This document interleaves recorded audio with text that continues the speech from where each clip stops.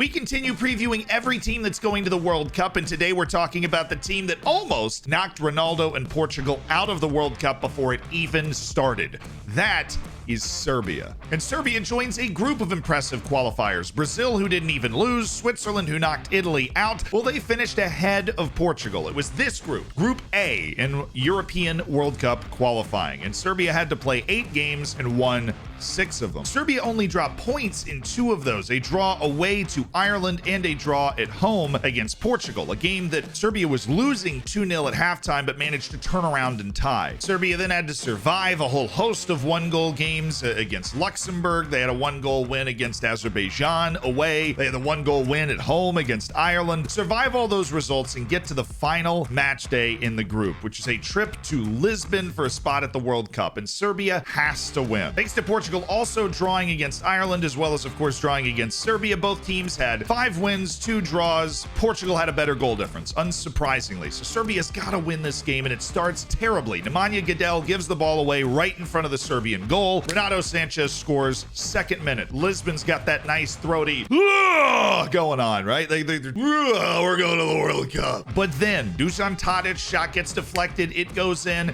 a set piece in the 90th minute. Aleksandar Mitrovic, like that Simpsons meme, flying through the window.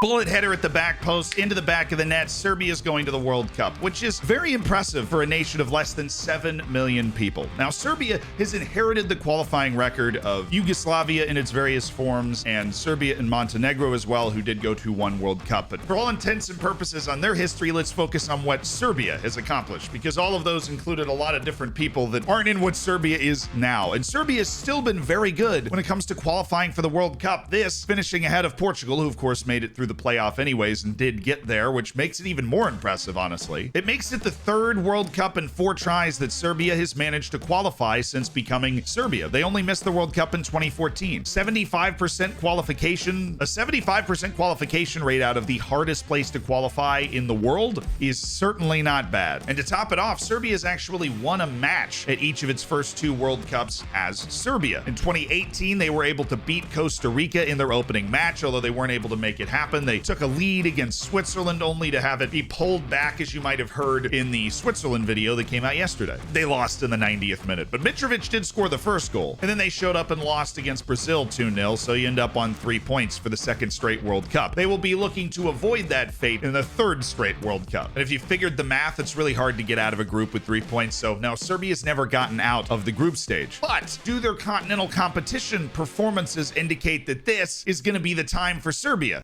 Not exactly. See, Serbia has actually never made the Euros as Serbia. Shocked me too. I didn't realize that was the case. A regular presence at the World Cup, which is harder to qualify for, but can't seem to make it to the Euros. They've had 4 shots at it. They didn't even make it as Serbia and Montenegro either. The last time they played at the Euros was in 2000 as FR Yugoslavia. In their most recent Euros qualifying, they got to the final qualifying round, but they lost to Scotland on penalties. So this is not necessarily something that engenders faith in their ability to deliver at the World Cup. But the qualifying run against Portugal, that's more recent or relevant. You're a Serbian fan, that's what you hang on to. That and the fact that in the Nations League, which is incredibly recent, Serbia was good. Serbia has earned promotion to Nations League A, which isn't obviously the most important continental competition, but only the top 12 teams in Europe get to play in Nations League A, and Serbia is joining them. They finished ahead of Norway, Slovenia, and Sweden, only dropping points against Norway in the opening match, and away to Slovenia with a watered-down starting 11. It is at the Nations League A level that they will join the other European team in their group, Switzerland. Once again, showing that this group at the World Cup is tough. But who might be the difference maker for Serbia? It's Aleksandar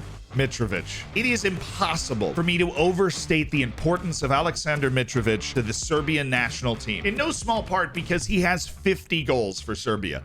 50. In just 76 caps, he's 28 years old. He has 50 goals in a Serbian shirt. That's the most in the history of Yugoslavia in whatever form you want. Serbia and Montenegro and Serbia by 12. In case you were wondering, the next highest is a guy named Stjepan Bobek, who finished in 1956. So this is history. It's football heritage, lads. It's heritage. Heritage. And he's in the best form, if you want me to make this sound even scarier than it is, of his life. He's playing in the Premier League with Fulham, who he's carried out of the championship by scoring like 1 million goals in the second tier of England. Switzerland. Now he's in the Premier League. He has 9 goals in 12 matches. He's finally figured out how to do it at the actual top level, not only of England, but really of the game at the club level in terms of leagues. Premier League widely considered the best and deepest league in the world, with La Liga kind of right there. And seemingly most important out of anything, he's a big, aggressive, physical striker that just embodies the way Serbia likes to play and the way they manage to beat teams like Portugal, a set piece in the 90th minute. Ugh.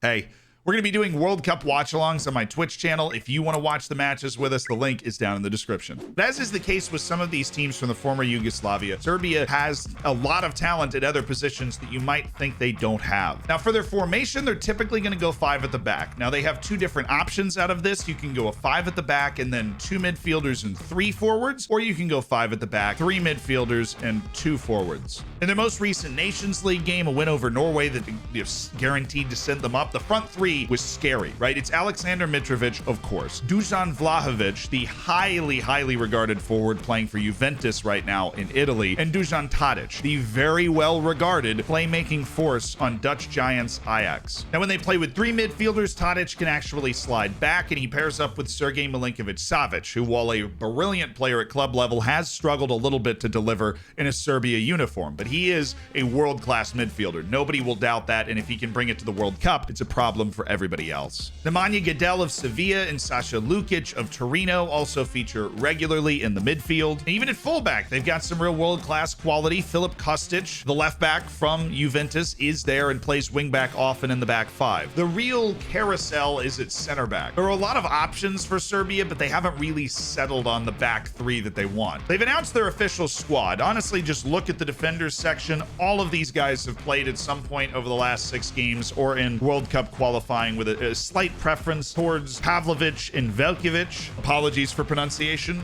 The goalkeeper, however, is settled. Vanja Milinkovic-Savic looks like he will be the number 1. And this is the full Serbian roster. If you pick out another name, you go, oh, I recognize that guy. He plays for my team. I didn't know he was Serbian. There you go. That's why I'm putting it up for you. But the Serbian team, at least at that top level, does have some real quality. And that's what I think makes this one of the best groups at this tournament. Group G is no joke. And I told you in the Switzerland video yesterday, I would pick the match that basically decides what's going to happen between Switzerland and Serbia, right? Because Brazil is almost inarguably the best team in the world right now in terms of form. And then Switzerland and Serbia are both Nations League A level. We knocked out Italy and Portugal in World Cup qualifying level teams. I think they're gonna tie. And if they tie, what is the tiebreaker? Who is able to beat Cameroon by more goals? And there I'm taking Serbia. I think Serbia is gonna get to the knockouts for the first time in their World Cup history. I think they get their revenge against Switzerland, who rocked their world with the 90th minute goal, which was one of my favorite moments of the World Cup 4 years ago. They get the revenge for that because Serbia has more firepower. That front 2, Mitrovic and Vlahovic, is better than anything Switzerland can put together going forward. I think Switzerland's got a better defense, but I think Serbia has a better offense. They have a better front line. Tadic, Vlahovic, Mitrovic. Those guys will put up goals. Not only will they be able to maybe score their way into a point against Brazil, but I think they'll be able to beat Cameroon by more goals, which is the tiebreaker if these 2 teams draw. And I think Switzerland and Serbia are destined to draw. It is a very tough prediction. You can make it for yourself now that you have all of the information. If you've missed